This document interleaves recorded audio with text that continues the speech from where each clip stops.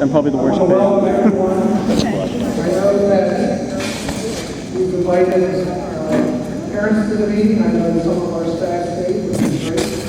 For the parents and others, we did not make it to 5 o'clock with staff. And so some of them have stayed, and I'm glad they stayed. But the purpose of the meeting tonight is to give an update to you about the status of the investigation, to talk a bit about the leadership change that's going to take place here, and to talk about what we're doing on a go-forward basis to address some of the issues that have arisen as a result of this, and not only at Rock Terrace, but looking at some of the processes and practices throughout Montgomery County. My name is Larry Bowers. I'm Chief Operating Officer for Montgomery County Public Schools. The first note I'd like to say is we do have some translators, Spanish translators back here in the corner. So if anyone needs to have a Spanish translator, they are here to help us this evening. I'm also going to just take a minute to just introduce some other people. Dr. Chris Karen, who is the Associate Superintendent for High Schools, is here with us. Ms. Chris Richardson, Associate Superintendent for Special Education and Student Services. Wayne Mason, who's the Director of the Department of Special Ed Services, is here. We have Felicia Piacente, who is the Director of Preschool and Related Services.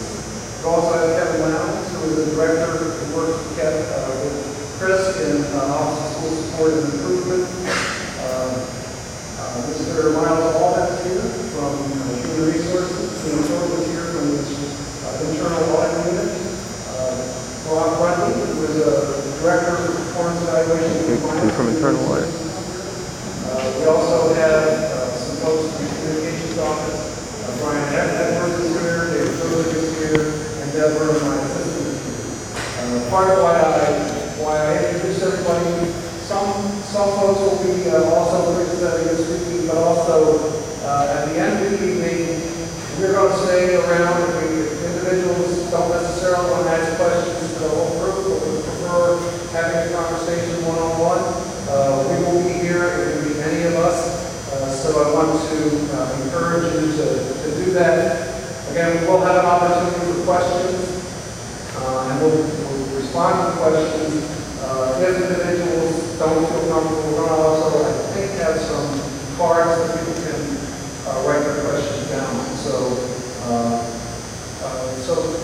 the first thing I want to talk about is that Rock Terrace has been and has been a great educational organization and does a great job for our students. What we don't want is to have what happened and what we're going to talk about in any way reflect on either our students, the faculty, or the families.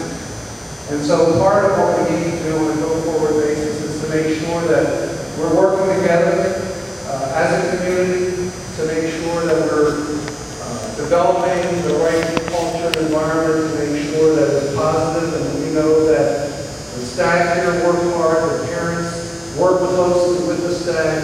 It's just a very special place. And what's happened and what we're going to talk about really has nothing to do, or should have nothing to do, with what is done every day for the students at this school. It is a very special place. We have completed our initial investigation, and so I'm going to be talking a little bit about that. The investigation is around programs that were created for students to transition to work. So I'll talk a little bit about the Transition to Work program. There is also a work-oriented program, as many of you know, where students are involved in activities, either through the bistro program, through woodworking, through other programs, where they also have received some small stipends. So I'll be talking a little bit about that. I think most of you probably know that as the investigation is continuing with the state's attorney's office, they have gotten involved in the last couple of weeks, and so I'm going to highlight the status of that, and then we'll be going part of the ongoing investigation, an important part of the ongoing investigation. Again, one our initial investigation, we found that there was a lot of good intention on the part of staff. We didn't find anything inappropriate in terms of fraud or misuse of funds, but certainly a great deal of question about how funds that were given to students through stipends then were used for program purposes for the school. And so there's a significant question about the appropriateness of that, although maybe well-intentioned, certainly not appropriate. Now I need to highlight just a little bit in terms of the program. Again, I mentioned there's the Transition to Work program. Montgomery County has a similar program in all of our high schools, and most of our high schools have students who participate in the Transition to Work program. In most schools, it's 2, 3, or 4 students. Students receive a small stipend. It's usually a dollar amount for a day, and it may depend on different students work different hours, maybe a couple hours, maybe a half a day. The program, the funds for the program to pay the students are budgeted in the Montgomery County Public Schools budget. We have approximately $40,000 budgeted for these programs for all of our students in all the different schools. Part of the program is to really prepare students for when they leave Rock Terrace. The students in the Transition to Work program go through a hiring process that's been developed with the Office of Human Resources and Development. So they actually go through a simulation of what it's really like to apply for a job, get hired for a job. They actually go through the process of going and getting a direct deposit for the stipend that they're getting, funds go into the account. So again, it's not just the Rock Terrace, but other schools, students have accounts that are set up through this work program. Students then go out to different sites to work. Those hours are reported through the time of attendance. And so that's the way that program has been working. I'll get back to that in a couple of minutes. As part of our review, part of the work we're doing is to take a look at that program and how it's actually been, how it's operating. And the other program, again, is the work-oriented program where students receive maybe 50 cents, maybe $1 a day. This is a revenue-generating program. So the bistro program, they cater, they raise money goes into the fund, and then some students are reimbursed for their work in the program. And some of those students also have bank accounts. So those are the two programs that we have here. One of the things that we'll touch on a little bit, we are going to, at least temporarily, suspend the payment to students in these programs until we can get a determination about whether these are really wages or not, and should get a W-2. Those students who were in the Transition to Work program were actually receiving, or should have been receiving, a W-2. In the other schools, they were in fact receiving those W-2s, so it was reported as income. Part of the question that's come up on my part and others as we talked about it, should this really be treated as income? Should a W-2 be given to the students? I have some attorneys who are looking at this question, looking at case law, trying to give us a ruling sooner rather than later. There are many of us who would like to reinstate this payment program because we think it is a very important part of the learning program for students. These programs really teach students, give students a lot of skills that they need to prepare them for the world of work. And part of that, for these students, part of the benefit is that stipend that they receive, and having a small amount of money is important. We feel is an important part of it. So that certainly is something that we're going to be taking a look at as we continue to look at not only that practice, but a number of other practices that have gone on, not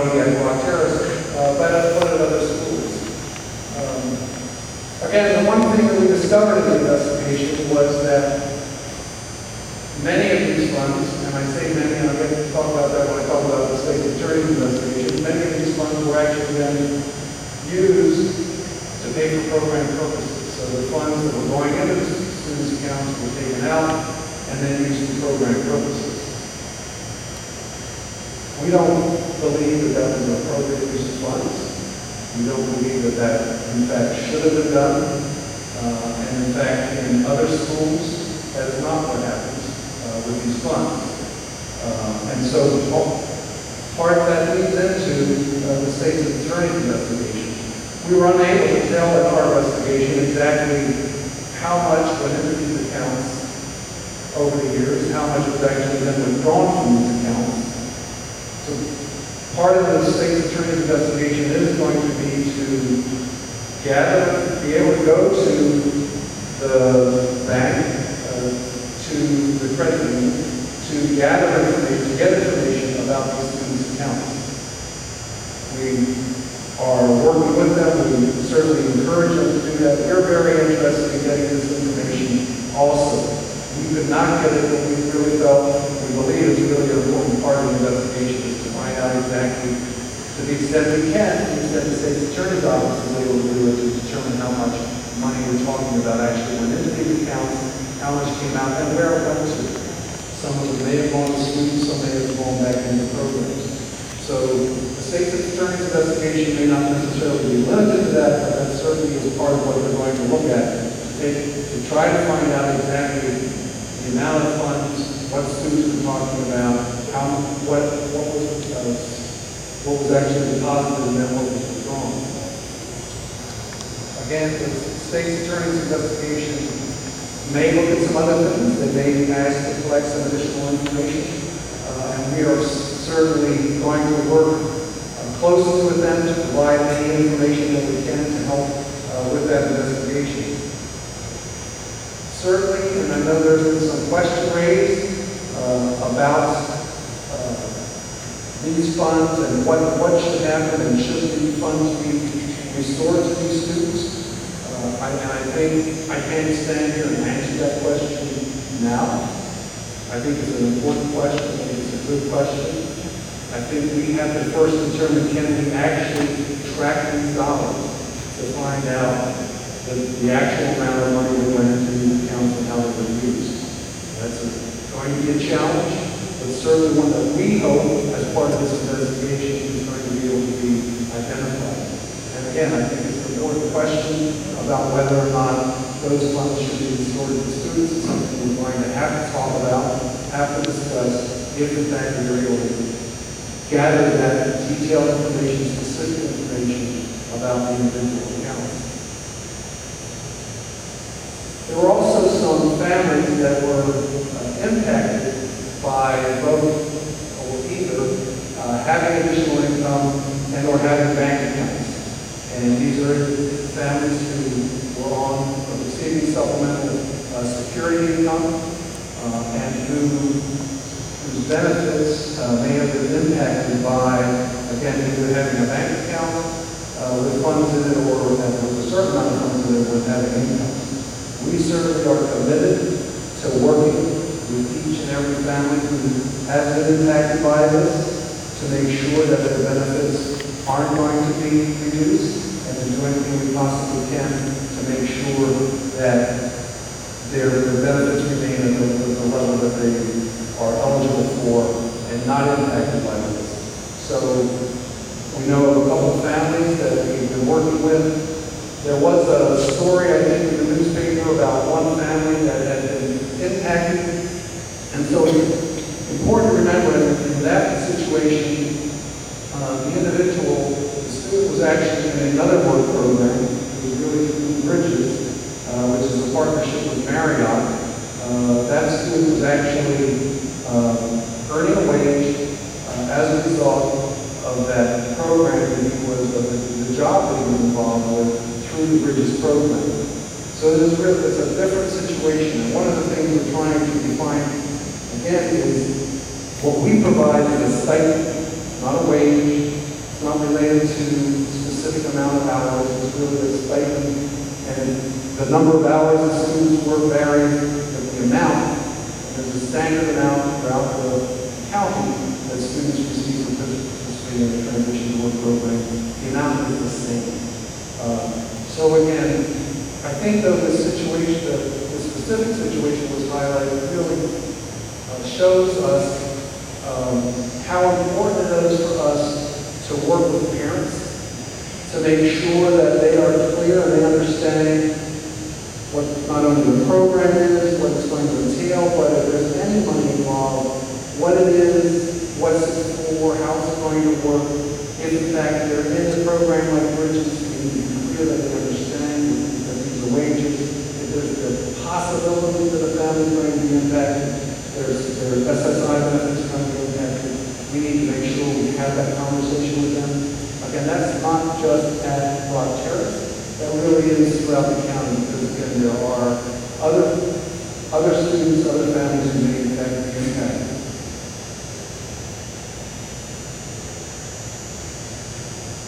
One of the things we've clearly found from our investigation is that we need to significantly improve the financial management at Rock Terrace, and we are committed to doing that. We're going to sit down and develop a plan with the staff here and with folks from central services to make sure there's a clear understanding of what should be happening, the practices that should be in place, and what the procedures are. We're going to provide both the training and the support to do that. We're going to really look at whether or not the staff at the school has or may need some additional help in order to get that done. So we're going to look at the staff that's here, the other work that they have to do, how much time it takes to manage this, and whether or not some additional support might be needed. We're going to monitor it to make sure that our officers will be here to make sure that, again, there is compliance.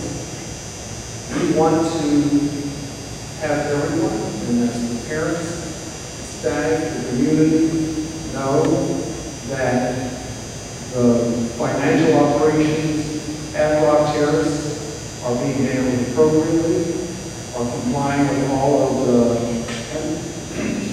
NCPS requirements,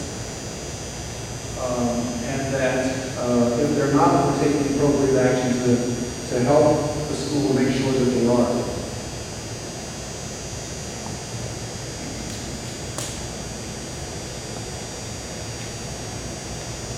In terms of I think everybody probably knows by now, Dr. Thornton has made the decision to retire from Montgomery County Public Schools as of the end of July. And so what we want to do, I'm going to bring up Chris Guerin, who's going to talk to you about the leadership of the school for this year and how he will be involved in working with the leadership and the management of the school. Good evening. First, I want to start off by saying that we've been very fortunate this summer to have the leadership of Dr. Faustina Quist, who's the assistant principal here at Rock Terrace, who has been able to do a great job leading the summer school program here. She's also been involved in the leadership team here at Rock Terrace for a number of years and has done some great work. And so I want to just publicly thank her for her leadership in the month of June when it's been difficult, I think, without having a principal here. So thank you. We are very fortunate that on August 1st, Mrs. Kathy Matora will be joining the Rock Terrace staff as the acting principal. And I want to just describe very quickly sort of the process that we use for selecting a permanent principal. Generally, we would do that process as soon as a person has decided to retire. But because it's the middle of July, it would be very difficult for us to do that. So instead, what we do in our office, usually in the summer, as we find an acting person for the year. We will do the permanent process beginning next spring. So in the spring of 2014, I will come out along with Mr. Lowndes, and we will have an opportunity to meet the staff And we will ask the staff here at Rock Terrace what they're looking for regarding characteristics they'd like to see in the next permanent principal of Rock Terrace School. We will also do that with parents here at Rock Terrace. We will ask them for the characteristics they'd like to see in the next principal at Rock Terrace. We will also select some staff members and also some parent members to sit on the interview panel that we will use as we select the next permanent principal. And that's the process we use in all of our schools. So that process will take place beginning next spring. In the interim again, Mrs. Kathy Latora will be joining the staff. Currently, she is the head of the Stephen Knowles School in Kensington, Maryland. Prior to that, for 5 years, she served as an instructional specialist in our Office of Special Education and Student Services.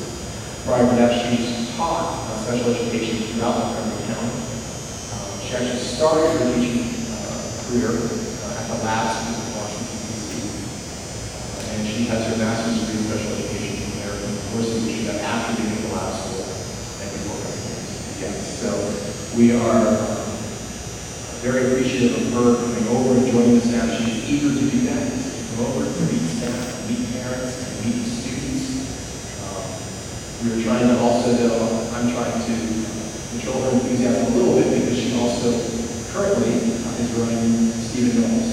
So we want to make sure we're respecting her time there also in her program. She's very eager to get started here on August 1st.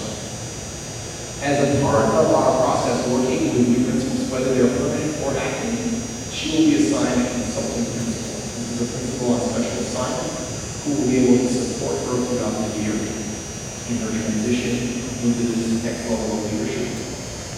Also, she will work with a team, and I will serve on that team.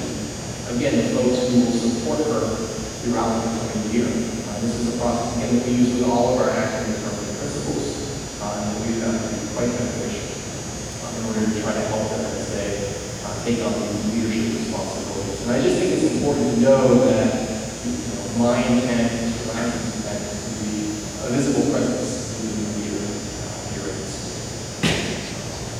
So again, I look forward to being able to introduce her to staff and parents very soon.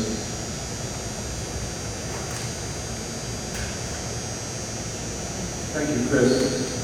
I guess I do want to reiterate a statement I made at the beginning, and that is that what we need to do is make sure that we work together so that this incident doesn't in any way affect what people think about the great work that's done here at Rock Terrace. And I guess related to that, I want to make sure that we do work together as staff, parents, community, those of us from central office, to make sure that the climate and the culture in the school is positive, that it is supportive of students, that if there are tensions or issues that exist between staff and parents, that we can address them, that we create an environment that is focused on students and supportive of students, because that's what's important, that we can't let our adult issues get in the way of that, and there may need to be some help, but I hope everyone is committed to working with the new principal this year to resolve whatever issues exist and to allow us to allow the whole community to get past this and make sure that we're focused on the right thing, which is our children. So on that note, I am going to open it up for questions. Again, as I indicated, if individuals have questions that they don't feel comfortable asking to the whole group, we will be here later. Or it's not just questions later. If there's something you want to share with any individual, something you're concerned about, you can certainly do that. And then, we can appropriately follow up. We have a mic back here, so we'll get to this side.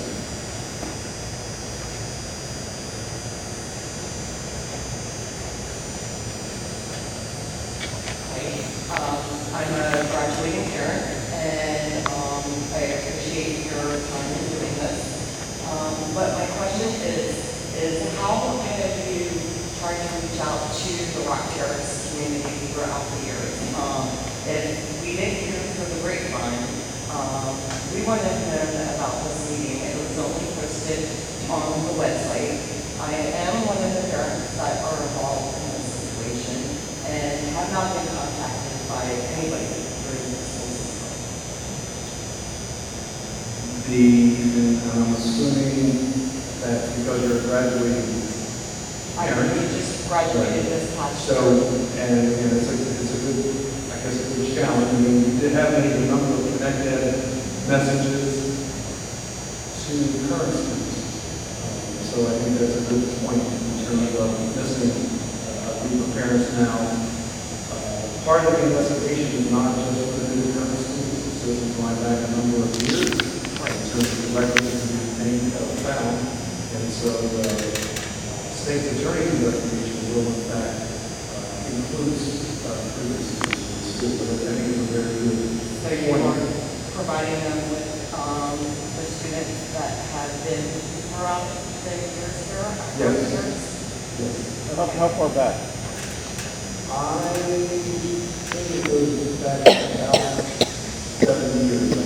I know this took place over 10 years, at least 10 years. So We know that this took place over a period of at least 10 years. So really, shouldn't you go back to 10 years? I'm not sure what it is. How many Go ahead. students did you say?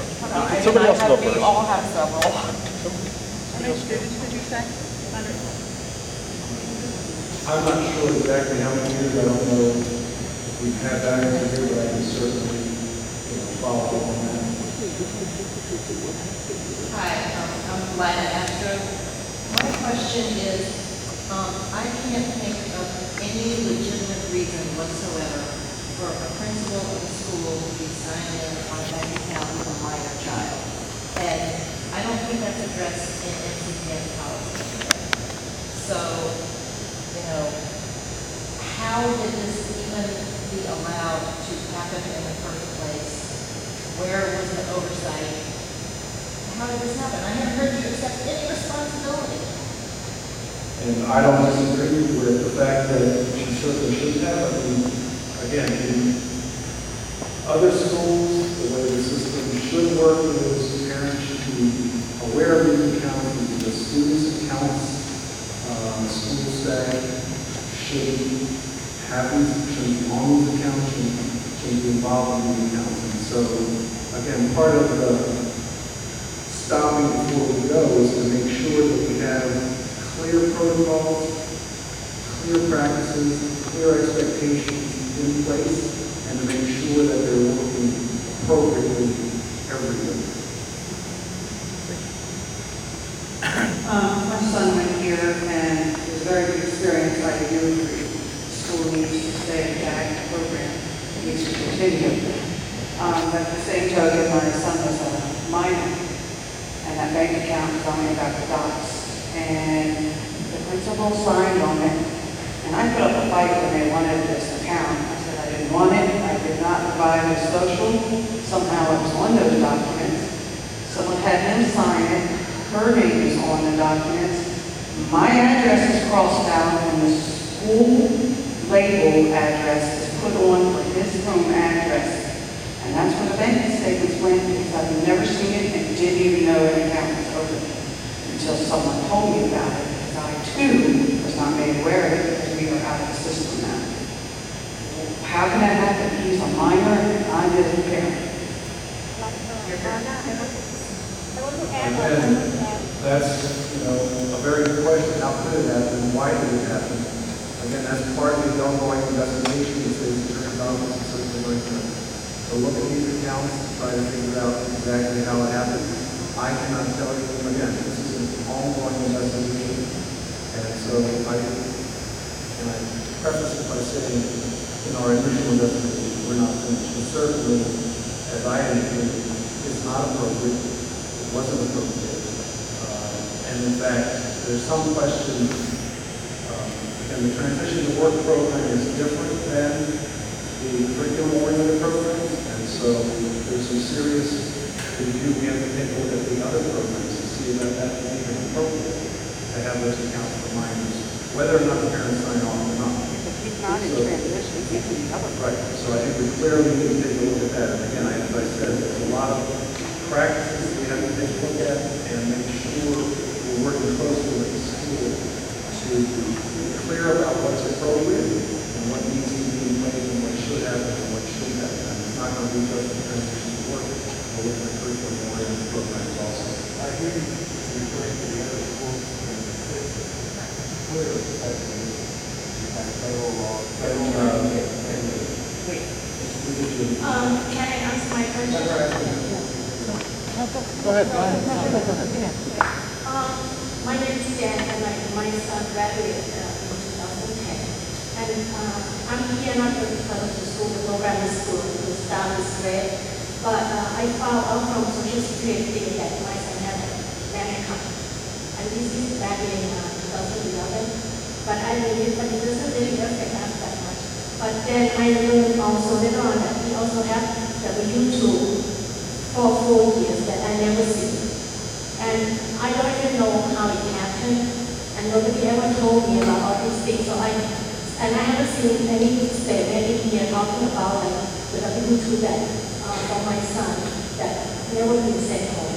And it happened for 4 years, not just 1 year. And it's sent to the school, that's what I found. Again, that's accurate. You're not the only parent, unfortunately. And again, it's not appropriate. It should have been sent home to the parents. It should have been aware of it. Again, as was indicated, not aware of bank accounts, not aware of the W-2s. And again, it's not the way it should be working. It's very appropriate. And again, we're just attempting to say again that the investigation is continuing. It's not appropriate. And I do understand you're talking about the stipend that Montgomery County has, but this is the money that you earn also from the job site, and you just like when you talk about the material. That's why there is the issue. But what I feel sad is that you should not, punish other kids that because of this problem, this next school year, everything is on hold. Which I think that is not right. As I indicated, my interest, our interest was to get it back running. I think that it's an important program. I think the stipend piece, the payment piece is an important part of the program. I can say that the initial reaction that I received from attorneys is that it should not be counted as income. But again, we're not finished with that. That's part of the ongoing work. But I fully agree with you. I believe it is an important part of the program, and I think we should continue it. We're teaching students a lot of life skills that we're going to need when they're 21 and leave Ontario. So our ability to continue with the programs that are here is important. We don't want to deprive other students. A few things. I just wonder why the graduating class wasn't notified. Clearly it would be on the list, and also the current students that are here. First and second one was a legal hold put in place by your attorney to preserve any document while it is under investigation, so that we know that nothing is shredded or perhaps missing immediately wrong.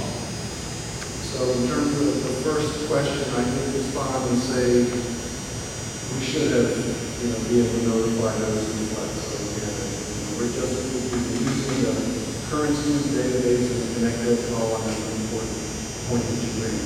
Yes, we are holding documents. Now, I will say that some of them are going to be given to the state's attorney.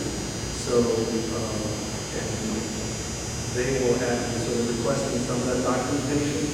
All the other documentation we certainly are making sure that people owns it. If they haven't requested it, we will share with them what information we do have. Request another information. But again, it's an ongoing investigation. Yeah, I made an observation here that, first of all, I think it's pretty well acknowledged the parents did nothing wrong here. The children did nothing wrong here. MCPS has acknowledged mismanagement and inappropriate actions. And I guess the one thing that troubles me most about this is in all of your comments, Gary's, your comments, all press releases out of the school system, articles and quotes in the newspaper.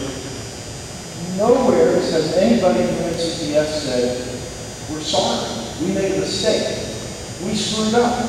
Can you say that? I don't know that nobody has said that, Mr. Astro. And I think, yes, I can say, I am sorry for this happening. I mean, I'm sorry that the school is impacted, the students are impacted, the families are impacted. It's not fair that there has been any blemish on all the work that everybody has done and everything that the parents and the staff have done over the years. So, yes, I'm sorry this happened. Don't just tell them. The Rock Terrace community needs an apology from MCTS. We have a lot of work to do with Rock Terrace. Yes, you do. And we're going to bring them back together. Believe me, there's a lot more that's going to happen. We wanted to come out at this time, both to share where we are in the investigation, to let people know what's going to happen with the school attorney's investigation and what's happening with the leadership of the school. So all of that is important. But we're not going to stop here, as I said in the beginning. We've got to rebuild the morale, the environment here to make sure that everybody is positive and focused on the students. And that begins by acknowledging the problem, and that it is the school system's error that caused all this. Say yes, don't just nod your head. Or not.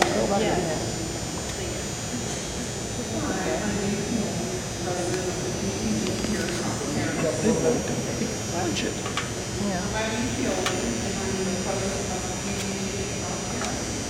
And I have a couple of questions based on what was mentioned up there. First, I want to thank you. It's greatly appreciated, and I believe that this transparency is very helpful to parents as we are trying to make our way through all of the articles and the things that we have been experiencing. And it's my wish that the transparency and the communication continues, that this isn't the only opportunity that we make available to us. Because clearly, Connect-Ed and emails and, are not capturing people all the people that have been affected by this. And, as the PPG, we can reach out through other means to contact the parents that, might not be captured from those means. So these types of forums are very helpful.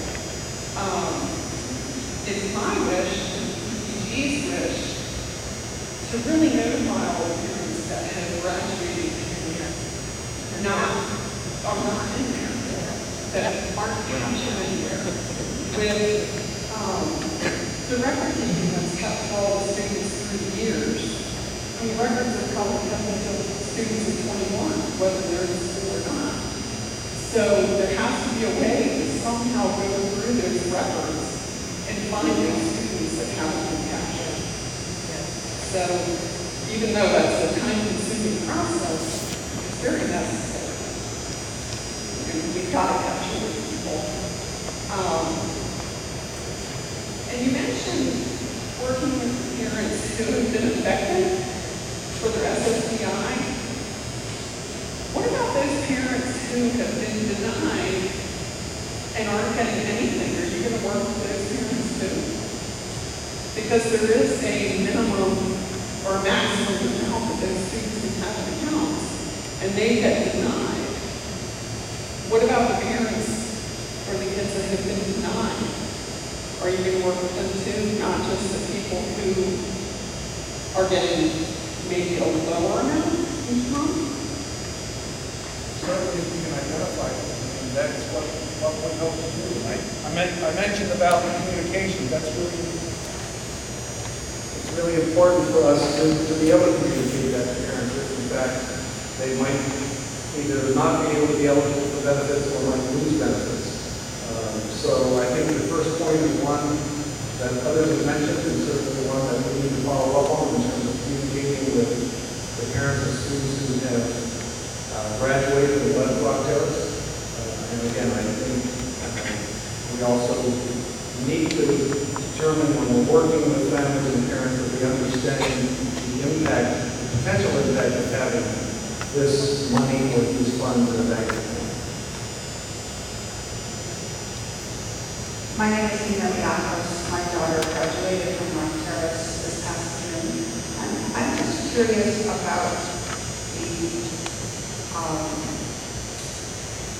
the loss of the person, I'm sorry, I don't know the title of the job, but who was doing the finances at Rock Terrace. When my daughter came to Rock Terrace in 2008, I believe there was such a person, and shortly thereafter, that job disappeared. So my two questions were, would it have been the responsibility of that person to monitor what was going on with these things? And in other words, if that person had remained on the job, would she have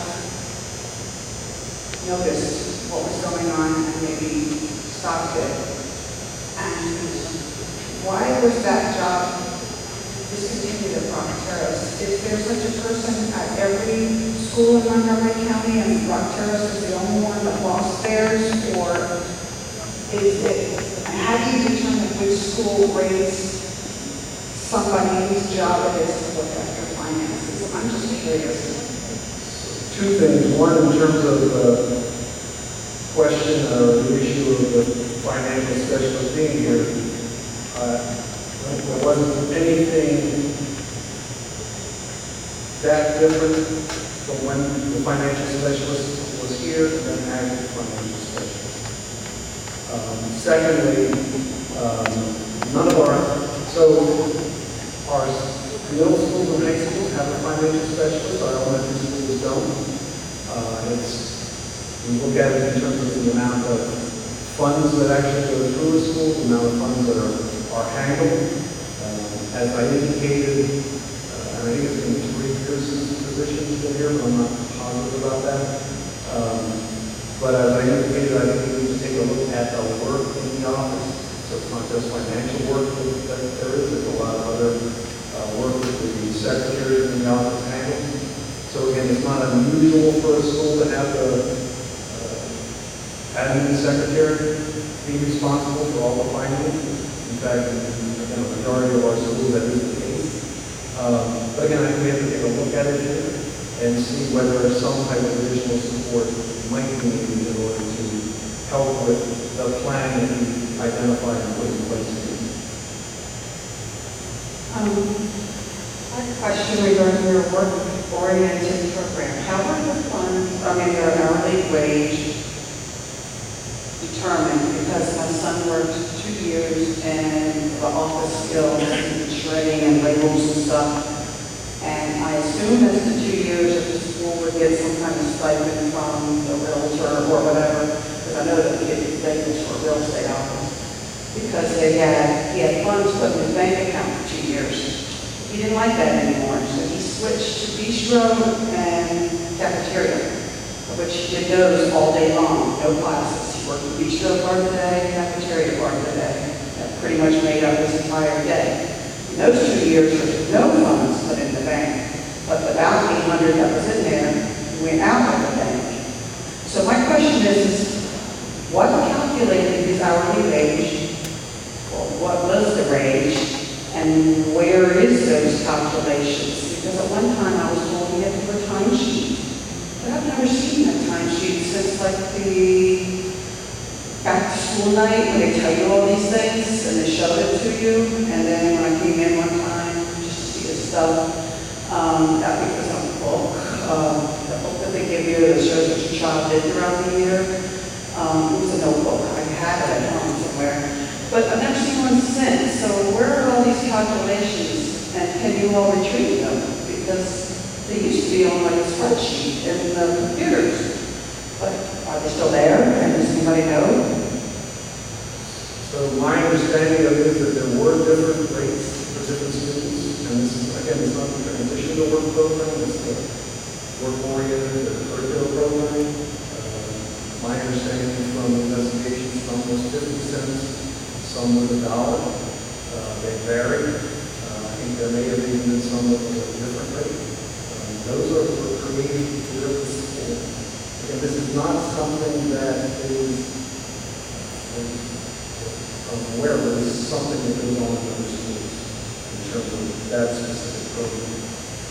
And some of the students receive pay and other students. So we've captured as much information as we can, and we've tried to gather all the financial records that we can to go back on all of it. So, but I can't tell you what the determination was made at the school about how the different rates of pay were calculated for the students in different programs. My name is Sarah, and I have a son who has not been graduated from school. His graduation is supposed to be June 2014. And the fact is that my trust is broken to this within the school system. I don't trust him to be in the school anymore. The fact that I heard that there was an auditing that is done in Rock Terrace in 2007, is that correct? That they alerted MCPS that there is not good documentation and there is something fishy going on, but the fact is MCPS did not do anything until 2013 that some parents came forward. This is not acceptable to me. This is not how it's supposed to be. My name is in school. And I don't trust to keep my son in this school for another year. So I'm in bad shape because I have to take him out of school, place him in the last year of school somewhere else, and I don't know what to do with it. Well, I hope you will give the school another chance. Again, this situation, we don't want to impact your child or other children. And so the school, and we need to reach out and make sure that you do feel that you can trust the school. This shouldn't be, the staff in the school. Is this correct that MCPS was alerted in 2007 that there is something fishy going around here? And nobody did anything about it? No, that's not correct. The audits have been done over the years. The auditors have provided advice, but the awareness of the accounts and things that were going on, they were not aware of it. But there was not in 2011. We generally audit, and every school is different, about every 18 months. At Rock Terrace, and then there a little bit. High schools usually every year, middle school every 18 months, and elementary school less. So I don't know exactly how many have been done over that period of time, but yes, every 18 months or so, I don't know. The one in 2011, the one that was published in the paper, is that maybe the one I don't know. But it's now 2013, and it's just now being brought up. Can't hear. Look at it, Mike. 2011. The audit was done in 2011, the one that was published in the paper that we read. It's now being addressed in 2013, and it seems an extra long period of time that wasn't addressed. You don't have a copy of that audit? Just in terms of audits, and I don't know the specifics of what was in the audit, but certainly we have findings in a number of our audits. We have findings in a number of our audits, and then the recommendations, and the school administration is responsible for putting together a plan for improvement. So again, I don't know the specifics of that audit, but if in fact there were some findings, and there are findings in many areas in terms of the things that need to be improved, financial practices that need to be improved. So, but again, the principal recommendations are made, the principal makes develops a plan for how to improve it. So, I have another question. I want to know how we can confirm whether our daughter did in fact have an account that hasn't, there's been no direction. In fact, I didn't even get a letter or anything. I heard from somebody else that this meeting was taking place.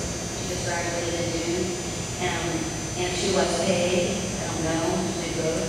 And as far as the other school, how this program works, did you ask permission from the parent for opening accounts? Or did they just do it without the parent's permission? In terms of the first question, if you would give them your name and afterwards, we'll take a look at that. If we had any, we probably should have received a letter. So, Nothing.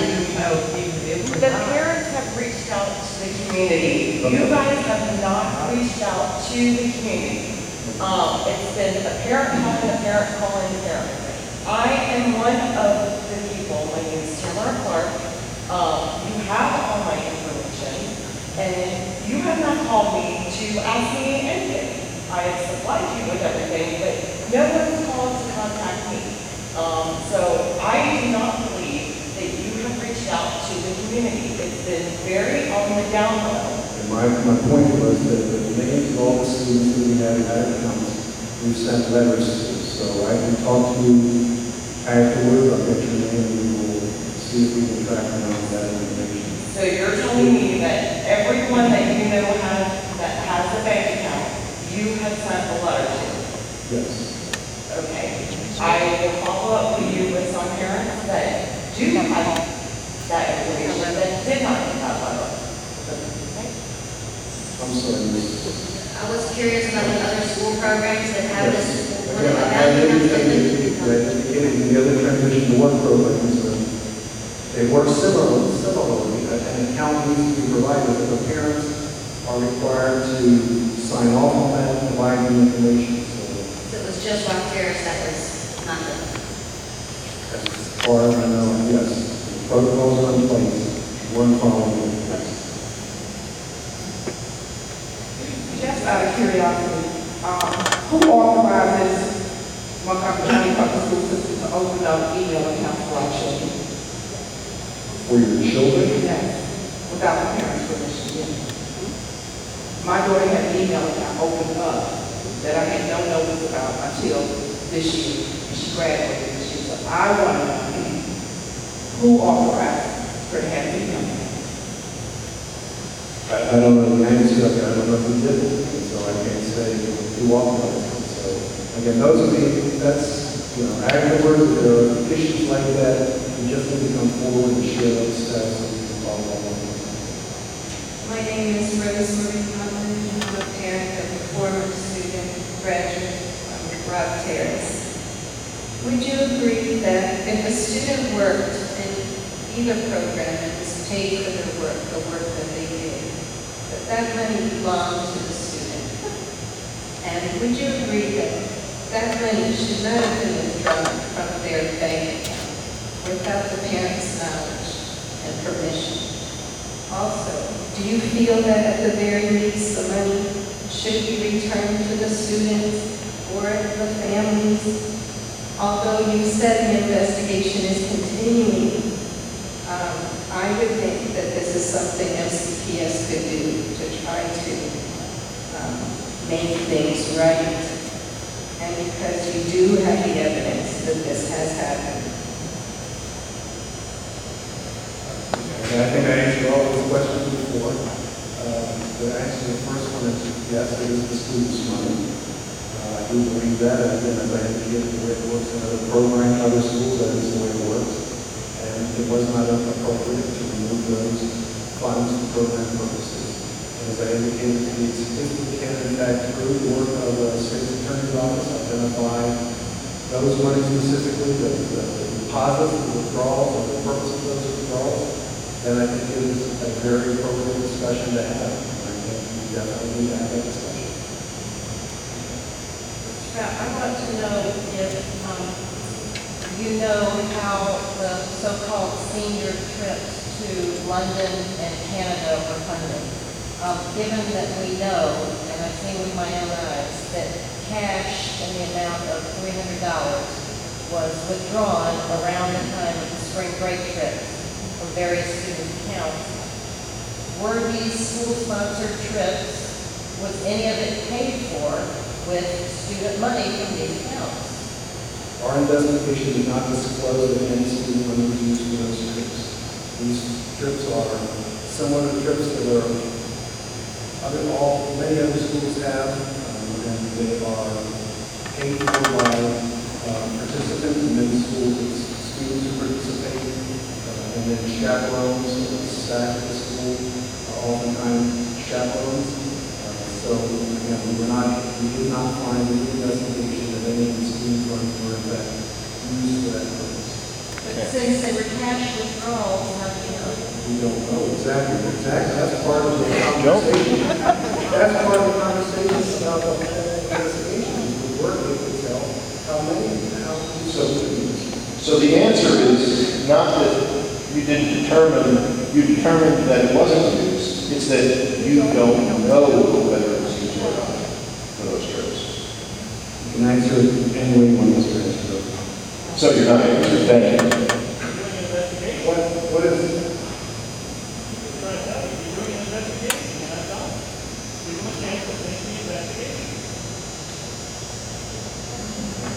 He said none of it was used for that. Said our investigation did not show that it was used. Okay, what I heard you saying is that there was no single person overseeing the bank accounts, email accounts, or any student funds, except the school secretaries when they happen to have time. Is that correct? You say I said that? Yes, that's what I'm hearing from you. I did not say that. Well, can you give us the name of the person who was responsible for overseeing these things? I can't give you a specific person who was responsible. Several people were involved in the bank accounts and in the work with the students. Again, the transition work program was different than the curriculum programs. And so the issue is that whoever was one person or more than one person was inappropriate in terms of withdrawal funds from student accounts. And we disclosed those.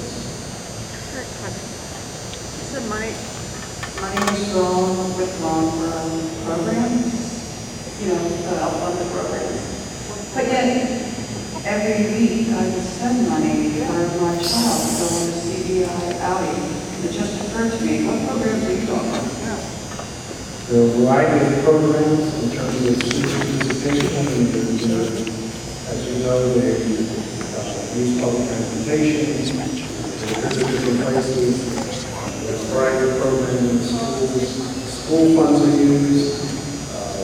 Parents are requested to provide funds. These funds are used. A variety of The programs that benefit those particular children, or were these programs that benefit the whole school? Well, sometimes they will benefit my understanding, they benefit other schools whose families can afford to pay for participation. And sometimes. So if my child worked and made some money, but another child couldn't afford it, money would be taken out of the accounts for other children, is that what you're saying? My understanding is some of that did in fact happen. And there are also, I think, some school-wide activities that the funds may want to. I'm an accountant, so this is really wrong. Yes, ma'am. Yes, ma'am. I'm not here to tell you it's not wrong. And again, that's what we're trying to put in place to ensure that it doesn't happen. The appropriate record needs to be established. I live in Spain, and my son attends this school is going to next year. My question is pertaining to the SSI. I understand some parents have been, denying benefits because of what has happened or apparently has happened. And my son has not been affected, but my question is, suppose in 2 months or so, SSI contacts me or any other parent and say that benefits are going to be reduced because of what may have happened, and the investigation is not completed. My question is, what should we do if SSI, for example, contacts me and says your benefits will be reduced or any other parent? Should we fight the SSI, or do you have somebody who you can have contact SSI, or what should we do? I think we need to come forward and we need to identify somebody who can talk to you about this and help you with it. So I think Again, as I said before, we're committed to working with parents who have this kind of situation, issues, to try to resolve them and to work with them. So if you can come forward afterwards and give me your name and your information, we'll certainly have you to try to help out. I have a question. As regards to the senior trips,